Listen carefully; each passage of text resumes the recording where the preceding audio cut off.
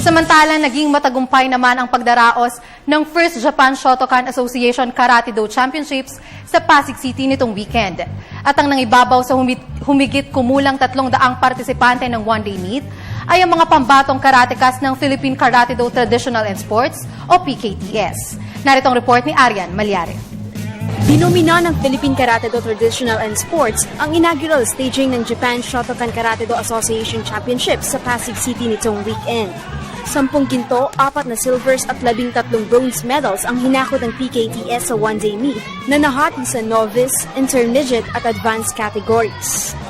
Tumapos na runner-up ang Karate-Do Development Arts and Sports, habang third placer naman ang Maharlika Karate-Do Kai of the Philippines International. Sa panayam ng PTV Sports, optimistiko si event organizer Ali Parvenfar na sa pagdaraos ng Karate-Do tournament ay mas lalago pa ang bilang ng mga karatekas sa bansa. The main objective is because this is the first branch in Philippines of the JSKA, Japan Shotokan Karate Association.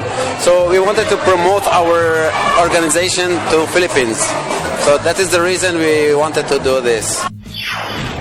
Naniniwala rin si Parvenfar na magandang exposure para sa mga future national karatekas ang kanilang torneo na nilahukan rin ng mga karibal mula sa Saudi Arabia. Of course, the athletes will be improved by more participating in more championship, and they need exposure. So this is one of the reasons that they could be improved in the best techniques, and they can be later on better competitors. If you compete with many, so that improves you. Nasa 300 karatekas ang nagpartisipa sa kata at committee events ng 2014 Shotokan Karate-Do Championships. Para sa Telebisyon ng Bayan, Arian Malyare, PTV Sports.